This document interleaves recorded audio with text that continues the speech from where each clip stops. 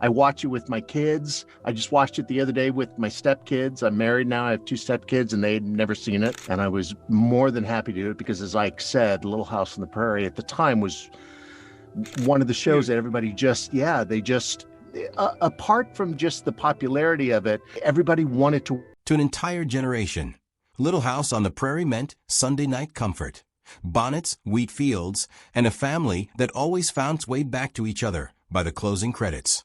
But away from the warm glow of Walnut Grove, the making of the show was full of odd coincidences, painful accidents, backstage tension, and moments so strange you'd think they belonged in a different kind of story altogether. Grab a seat on the porch, because we're counting down 30 facts about Little House on the Prairie that never made it into the history books, until now. Most long-running shows fade out quietly with a clip reel and a few tearful goodbyes. Little House on the Prairie went a different route entirely.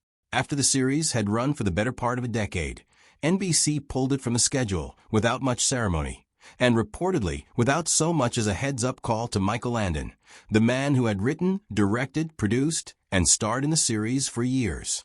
Landon, by most accounts, took the network's silence personally, especially given his long history with NBC going back to his Bonanza days. So when it came time to film the final television movie wrapping up the Ingalls saga, he decided Walnut Grove wouldn't simply be left standing for the next production to use. Every building on the set was rigged with explosives the cast gathered to watch, and the entire town was detonated on camera.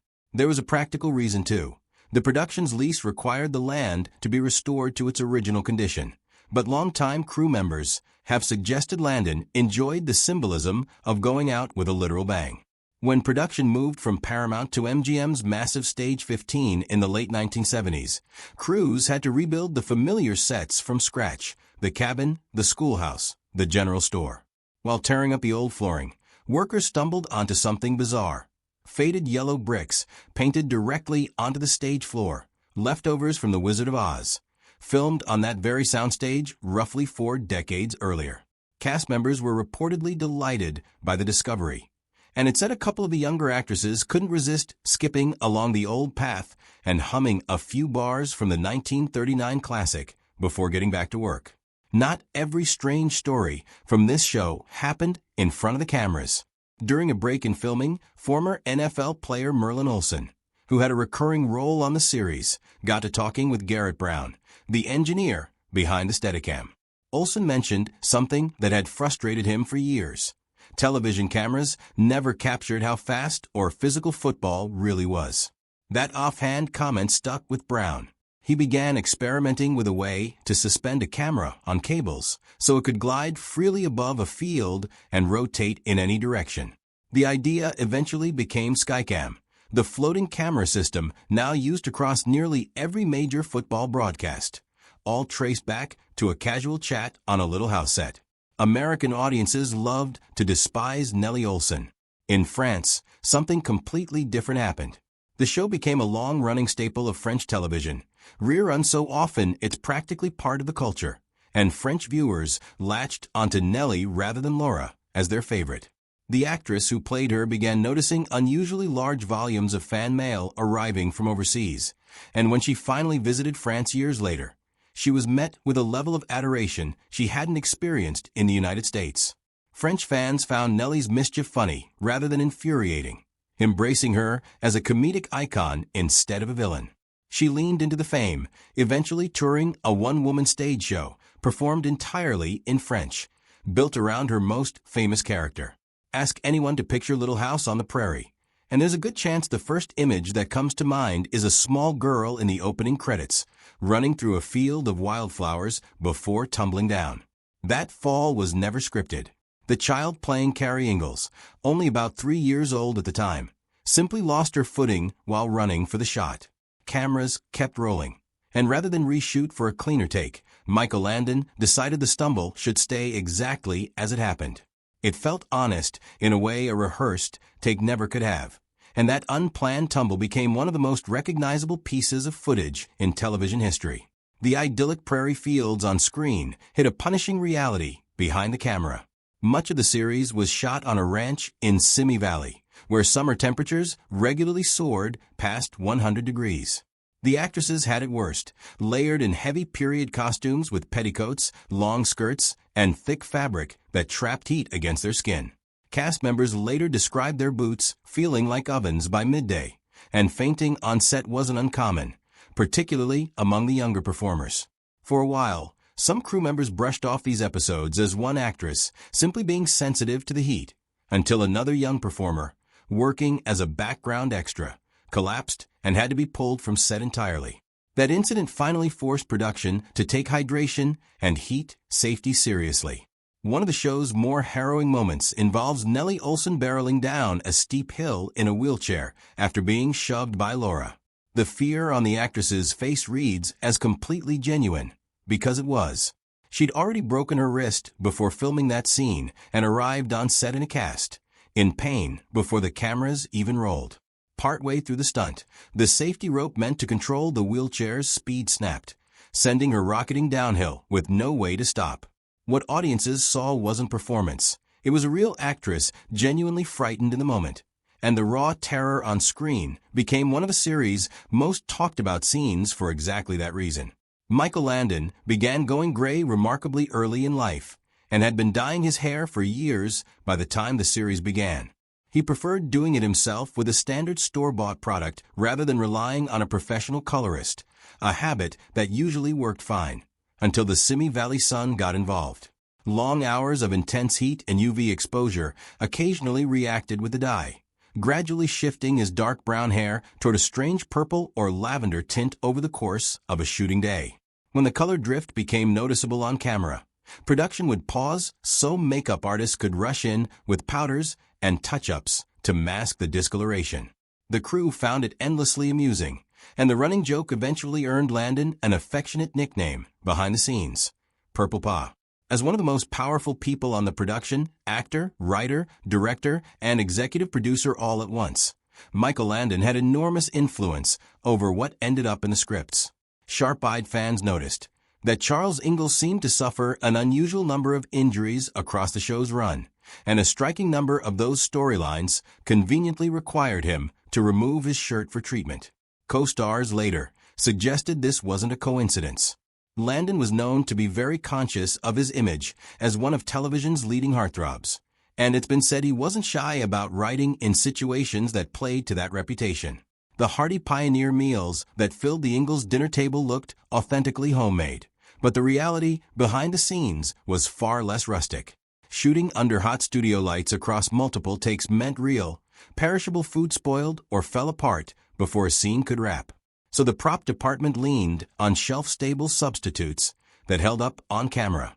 A steaming pot, supposedly full of rabbit stew or hearty pioneer fare, was, more often than not, canned beef stew reheated for consistency.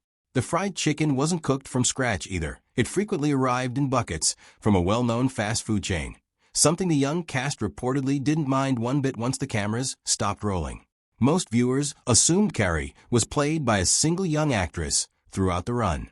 In reality, the role was shared by a pair of identical twin sisters, cast together when they were just toddlers.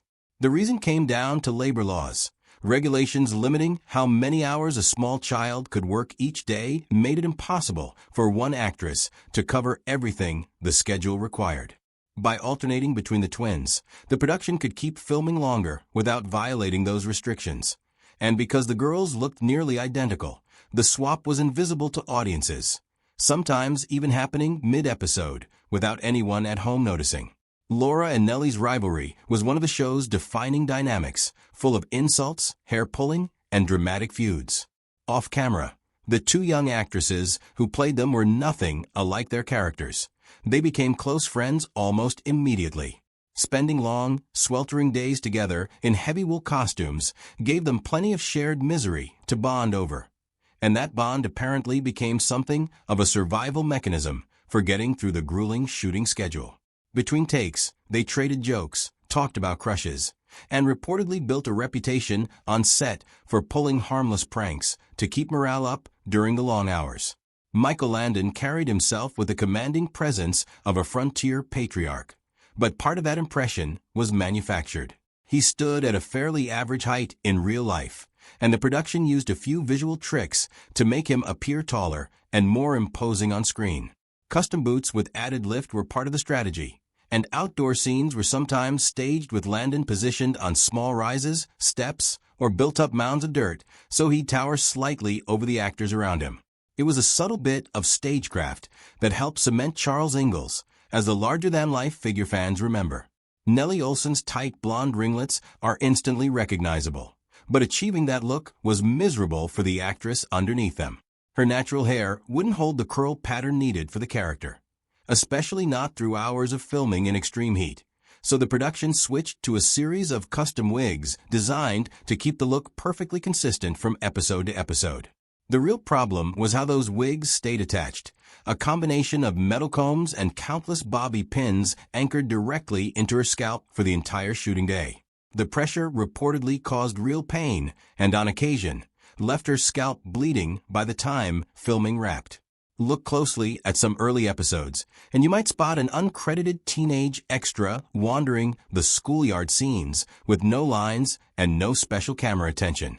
That anonymous background kid grew up to become one of Hollywood's most respected and awarded actors, taking home multiple Academy Awards decades later. At the time, he was simply another local teenager picking up background work, and his brief, forgettable appearance went unnoticed for years. The ranch used for filming has its own surprising resume too, later appearing in blockbuster films spanning multiple decades and genres. Behind his humble, hard-working on-screen persona, Landon had a reputation as someone who liked doing things unconventionally. Several people who worked closely with him over the years described one particular wardrobe habit that became something of an open secret on set, a detail that occasionally made things a little awkward for scene partners during physical or close contact shots. It fit with the picture painted by those who knew him, a man supremely confident in his image, unbothered by convention, and always aware of the camera even when the audience wasn't supposed to notice. By its later seasons, ratings had cooled and the network was already eyeing changes. Landon reportedly felt the story had run its natural course once Laura reached adulthood, and the show's center of gravity shifted away from Charles Ingalls. In his own view, wrapping things up a season or two earlier would have made for a cleaner ending. NBC disagreed, choosing instead to rebrand the series and shift focus toward Laura's adult life, eventually commissioning a set of television movies to close things out properly. Landon returned to direct the final installment himself, which is where the explosive send-off from our first fact came into play. On screen, Charles and Caroline Ingalls were the picture of a devoted pioneer couple. Behind the scenes, the relationship between the actors who played them grew strained as the show's success brought bigger paychecks and bigger egos into the mix. When the actress playing Caroline asked for a raise reflecting the show's growing popularity, she later described being turned down in a way that left lasting hurt. Their professional relationship cooled noticeably after that, and the warmth audiences saw on screen didn't always extend to their interactions off-camera. The two eventually reconciled and spoke honestly not long before Landon's death in 1991, putting years of distance behind them. For years, the young actress who played Laura Ingalls viewed Michael Landon as something close to a second father, far beyond a simple co-star relationship. That closeness fractured after his very public affair led to the end of his marriage, and the two stopped speaking entirely, not for a few weeks, but for the better part of a decade. Then, in 1991, word came that Landon had been diagnosed with pancreatic cancer and was preparing to discuss it publicly. Rather than stay distant, she reached out and visited him. The reunion allowed them to finally clear the air after years of silence. He passed away only about a week later, making the timing of that reconciliation feel almost impossibly precise in hindsight. The gentle, sweeping melody everyone associates with Walnut Grove wasn't written for this show at all. Composer David Rose originally created it for a Bonanza episode years earlier, where it played as a much faster, punchier piece built around brass and percussion for an action sequence. When Michael Landon began developing Little House on the Prairie, he asked Rose to repurpose the tune. Rose slowed the tempo, stripped out the heavy brass, and rebuilt it around soft strings and a warm French horn line, transforming an upbeat Western cue into the tender, unmistakable theme fans know today. Compared to many of her co-stars, the actress cast as Caroline Ingalls had a relatively short resume going into the audition. Even so, she won the part on her very first try, and the production asked her to revert from a stage name back to her birth name for the credits. She went on to appear in well over 150 episodes across the show's run, becoming one of its most consistent and central presences from the early seasons all the way through its later years. Despite sometimes drifting far from the source material it was based on, the show quietly racked up an impressive trophy case, earning well over a dozen Emmy nominations along with recognition from the Golden Globes and the People's Choice Awards.